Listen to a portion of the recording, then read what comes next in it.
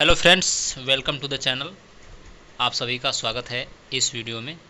आज हम चौथे सेट को लेकर आए हैं यूपीएसआई का, जिसमें हम प्रीवियस ईयर से पूछे गए प्रश्नों को एक साथ देखेंगे। ये बुक से मैंने प्रश्नों को लिया है। आप देख सकते हैं पिछली परीक्षाओं में उत्तर प्रदेश एसआई में पूछे गए प्रश्नों का संकलन है। तो चलिए देर न करते हुए पहले प्रश्न की ओर बढ़ते हैं। पहला प्रश्न है, जो कोई भी सार्वजनिक स्थान पर अश्लील कृत्य के माध्यम से कष्ट का कारण बनता है उसे आईपीसी के अनुसार किसके साथ दंडित किया जाएगा। यूपीएसआई 12 नवंबर 2021 को शिफ्ट 1 में ये प्रश्न पूछा गया था। ऑप्शन है 6 महीने तक की कैद, 1 वर्ष तक की कैद और जुर्माना, और ऑप्शन सी है 3 महीने तक की कैद और जुर्माना दोनों। तो इसका सही आंसर हो जाएगा ऑप्शन नंबर सी हो जाएगा। सी वाला सही है। 3 महीने तक की कैद और जुर्माना दोनों लगाया जा सकता है। भारतीय दंड संहिता आईपीसी की निम्नलिखित में से कौन सी धारा अपराध यानी राजद्रोह को परिभाषित करती है। यूपीएसआई 13 नवंबर 2021 को शिफ्ट 3 में पूछा गया था प्रश्न, जो राजद्रोह को परिभाषित करती है आईपीसी की किस धारा के तहत। तो इसका सही आंसर हो जाएगा 124A। ऑप्शन नंबर डी इसका सही हो जाएगा 124A। तीसरा प्रश्न है, सार्वजनिक उपद्रव दंडनीय है जिसके लिए जुर्माना रुपयों तक बढ़ सकता है। कितने रुपयों तक जुर्माना बढ़ सकता है। तो तीसरे प्रश्न का आंसर हो जाएगा ऑप्शन नंबर डी 200 रुपये तक। चौथा प्रश्न है, निम्नलिखित में से किसमें गंभीर चोट शामिल नहीं है। तो गंभीर चोट शामिल नहीं है सिर या चेहरे की स्थायी विरूपता, नपुंसकीकरण, गर्भपात का कारण, या एक अस्थि की संधि च्युति। तो इसका आंसर बताना है कि चौथे प्रश्न का आंसर क्या हो जाएगा। तो चौथे प्रश्न का आंसर हो जाएगा ऑप्शन नंबर सी, गर्भपात का कारण। ये आंसर सही हो जाएगा ऑप्शन नंबर सी। अगले प्रश्न पे आते हैं। आईपीसी के अनुसार एक ठग को दंड दिया जाएगा जुर्माने का, 3 माह तक की कैद, आजीवन कारावास और जुर्माने, या फिर 6 महीने तक की कैद। तो आईपीसी के अनुसार एक ठग को क्या दंड मिलना चाहिए। तो पांचवा का आंसर हो जाएगा ऑप्शन नंबर सी, आजीवन कारावास और जुर्माने। ये दंड की दिया जा सकता है। ऑप्शन नंबर सी इसका सही हो जाएगा। दंड प्रक्रिया संहिता की धारा 156(3) के तहत प्रत्यक्ष जांच की शक्ति का उपयोग किसके द्वारा किया जा सकता है। छठवां का आंसर क्या हो जाएगा, एक मजिस्ट्रेट, सर्वोच्च न्यायालय, एक सत्र न्यायाधीश, या फिर उच्च न्यायालय। तो छठवें प्रश्न का उत्तर हो जाएगा ऑप्शन नंबर ए, एक मजिस्ट्रेट द्वारा किया जा सकता है। ऑप्शन नंबर ए इसका सही हो जाएगा। अगले प्रश्न की ओर बढ़ते हैं। जब व्यक्ति संयुक्त रूप से चोरी करते हैं तब आईपीसी के तहत इसे डकैती की घटना मानी जाती है।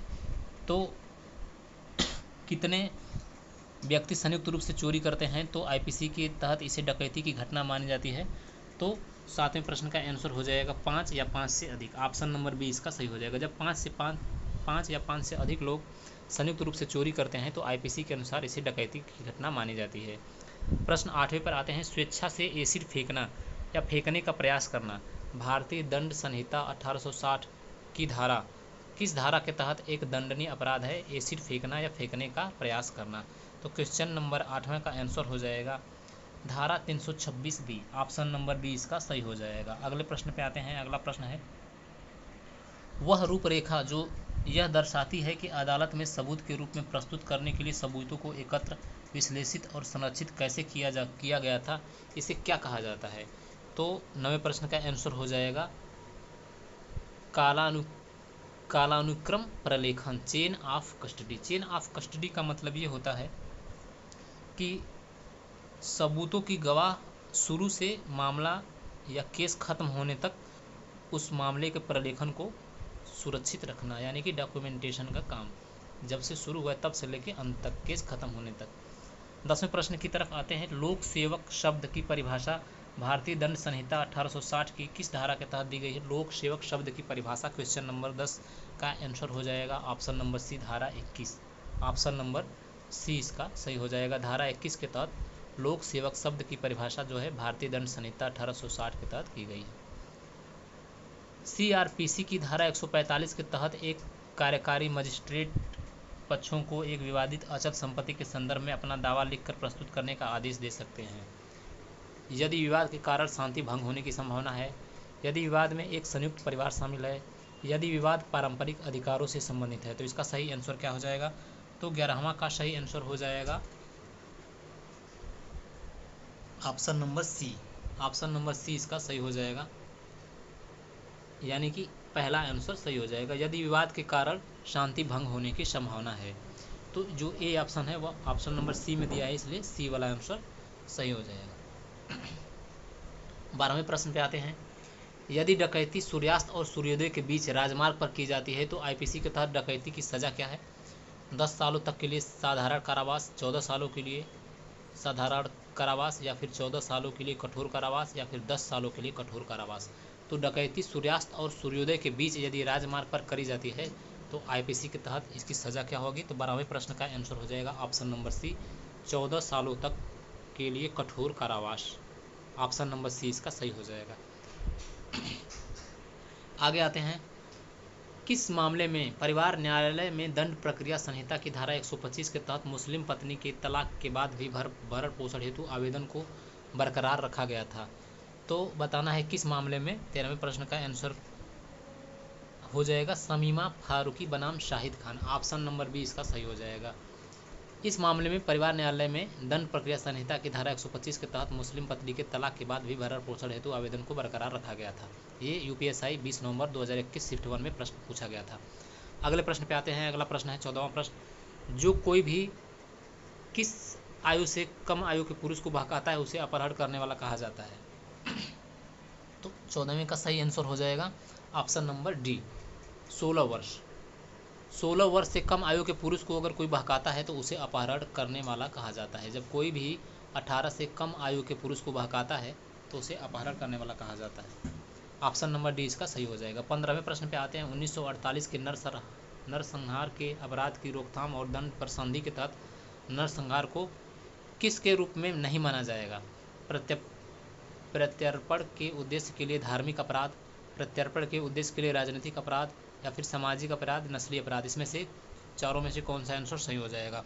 तो 15वां का आंसर सही हो जाएगा ऑप्शन नंबर बी, प्रत्यर्पण के उद्देश्य के लिए राजनीतिक अपराध। ऑप्शन नंबर बी इसका सही हो जाएगा। 16वां प्रश्न पे आते हैं। 16वां प्रश्न है। एक व्यक्ति एक सार्वजनिक प्राधिकरण को किसी जानकारी के लिए अनुरोध करते हुए एक आवेदन दायर करता है, और यदि ऐसी जानकारी किसी अन्य सार्वजनिक प्राधिकरण के पास है तो ऐसा प्राधिकरण क्या करेगा? आवेदन लौटा देगा, जुर्माना लगाएगा, संबद्ध प्राधिकरण के पास आवेदन अग्रेसित करेगा, या फिर आवेदन खारिज कर देगा? यूपीएसआई 20 नवंबर 2021 में शिफ्ट 3 में पूछा गया प्रश्न है। 16वें प्रश्न का आंसर हो जाएगा ऑप्शन नंबर सी, संबद्ध प्राधिकरण के पास आवेदन अग्रेसित करेगा। ऑप्शन नंबर सी इसका सही हो जाएगा। 17वां प्रश्न।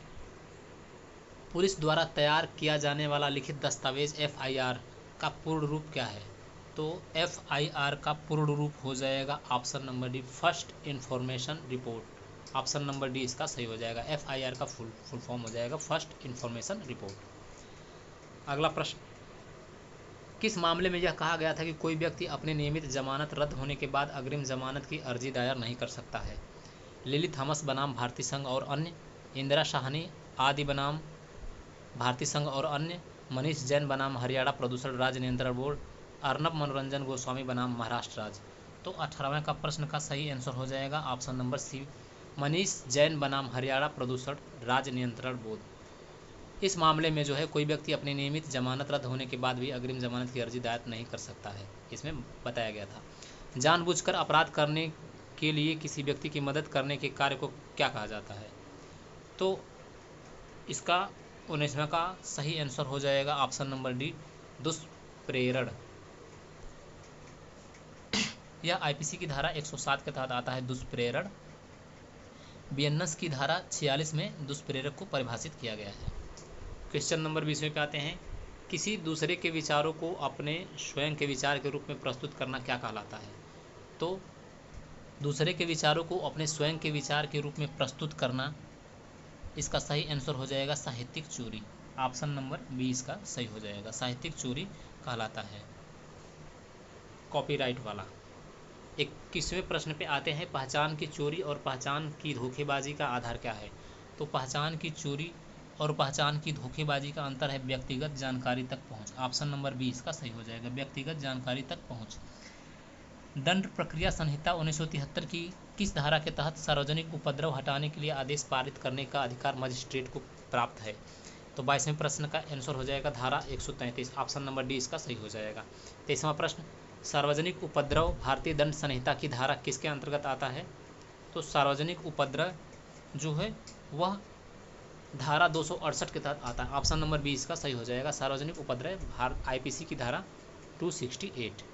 24वां प्रश्न, कौन सा विकल्प जो है वह भारतीय दंड संहिता का एक प्रावधान है जिसे केदारनाथ सिंह बनाम बिहार राज्य के मामले में असंवैधानिक होने के रूप में चुनौती दी गई थी? भारतीय दंड संहिता की धारा 121, भारतीय दंड संहिता की धारा 120 बी, या फिर आईपीसी की धारा 124, या फिर आईपीसी की धारा 124 ए। इसमें से बताना है कौन सा आंसर सही हो जाएगा। जो 24वें का आंसर सही हो जाएगा, ऑप्शन नंबर डी, भारतीय दंड संहिता की धारा 124 ए, जिसमें केदारनाथ सिंह बनाम बिहार राज्य के मामले में असंवैधानिक होने के रूप में चुनौती दी गई थी। 25वां प्रश्न है, निम्नलिखित में से कौन सा एक अपराध है जिसे 4 चरणों में दंडनीय माना गया है? कौन सा एक अपराध है जिसे 4 चरणों में दंडनीय माना गया है? लूटमार, हत्या, बलात्कार या फिर डकैती?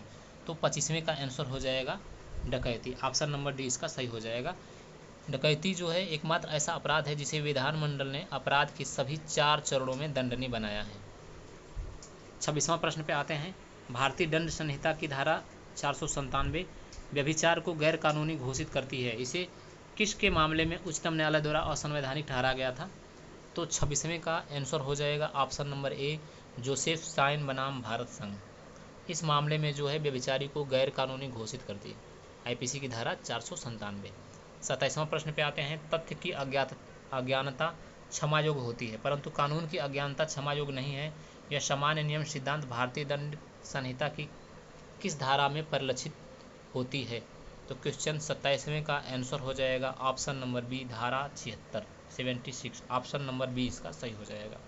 28वें प्रश्न पे आते हैं, जो कोई भी स्वेच्छा से किसी भी स्थान पर माहौल को खराब करता है उसे आईपीसी के तहत कितने रुपए तक जुर्माने से दंडित किया जा सकता है? यूपीएसआई 24 नवंबर 2021 थर्ड शिफ्ट में पूछे गए प्रश्न, प्रीवियस ईयर के सभी प्रश्नों को इसमें कराए जा रहे हैं। आप 28वें क्वेश्चन का आंसर फटाफट बताइए क्या हो जाएगा। जो कोई भी स्वेच्छा से किसी भी स्थान पर माहौल को खराब करता है उसे आईपीसी की धारा के तहत कितना जुर्माना लगाया जा सकता है? तो 28वें का आंसर हो जाएगा ऑप्शन नंबर ए, 500 रुपये तक का जुर्माना को लगाया जा सकता है। किसका अर्थ है एक ऐसा अपराध है जिसके लिए पुलिस बिना वारंट को गिरफ्तार कर सकती है? तो बिना वारंट के गिरफ्तार कर सकती है। 29वां का सही आंसर हो जाएगा संज्ञेय अपराध, ऑप्शन नंबर ए इसका सही हो जाएगा। सीआरपीसी की धारा 41 के तहत जो है पुलिस बिना वारंट के गिरफ्तार कर सकती है। 30वें प्रश्न पे आते हैं, भारतीय दंड संहिता के संदर्भ में निम्नलिखित में से कौन सा वक्तव्य सही है? यह अधिनियम पूरे भारत में लागू है। यदि किसी भारतीय नागरिक पर उसके द्वारा भारत के बाहर किए गए अपराध के लिए मुकदमा चलता है तो उसके साथ उसी तरह पेश आया जाएगा जैसे कि वह कृत्य भारत में ही किया गया हो।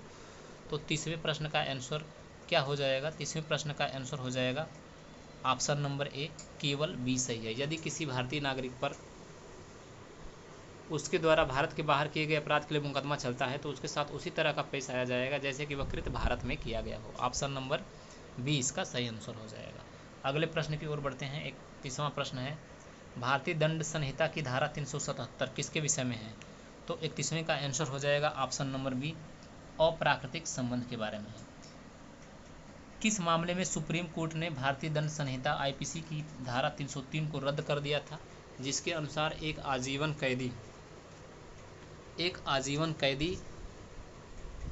द्वारा की गई हत्या के लिए उसे अनिवार्य मृत्युदंड दिया जाना चाहिए? तो 32 प्रश्न का 32वें का आंसर हो जाएगा मिठू बनाम पंजाब राज्य, ऑप्शन नंबर 20 का सही हो जाएगा। इसी मामले में सुप्रीम कोर्ट ने आईपीसी की धारा 303 को रद्द कर दिया था, जिसके अनुसार एक आजीवन कैदी द्वारा की गई हत्या के लिए उसे अनिवार्य मृत्युदंड दिया जाना चाहिए था। 33वें प्रश्न पे आते हैं। 33वां प्रश्न है, भारतीय दंड संहिता की धारा 146 के अनुसार जब भी गैरकानूनी जनसमूह द्वारा उसके किसी भी सदस्य द्वारा बल या हिंसा का प्रयोग किया जाता है तो ऐसे जनसमूह के आम उद्देश्य के अभियोजन में तो ऐसे जनसमूह का हर सदस्य किसके अपराध का दोषी होता है? तो 33वें प्रश्न का आंसर हो जाएगा ऑप्शन नंबर बी, दंगे। ये दंगों के अंतर्गत आता है। तो ये रहे यूपीएसआई में प्रीवियस ईयर में पूछे गए प्रश्नों का संकलन। आपको वीडियो अच्छा लगा तो लाइक करें और चैनल को जरूर से जरूर सब्सक्राइब करें ताकि ऐसे वीडियो आप और भी प्राप्त कर सकें। चैनल को सब्सक्राइब अवश्य करें, क्योंकि परिवार छोटा है और हम जल्द ही चाहते हैं कि 1000 सब्सक्राइब होने के बाद लाइव क्लास कराया जाए। तो चैनल को ज़रूर से ज़रूर सब्सक्राइब करें। धन्यवाद।